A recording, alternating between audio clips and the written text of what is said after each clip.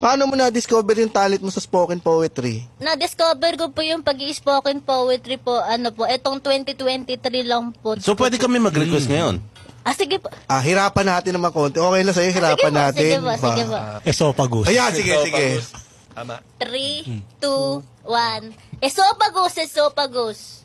Habang tayo'y kumakain sa hapagkainan, syempre, hindi mawawala ang iyong esophagus. Mananatili yan panghabang buhay. Iingatan, papahalagahan mo yan. Dadaloy yan sa iyong sinapupunan. And I thank you.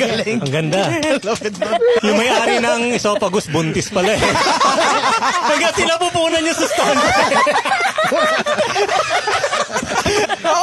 Ayan ang mangyayari kapag nag-spoken word poetry si Doc Willie Ong.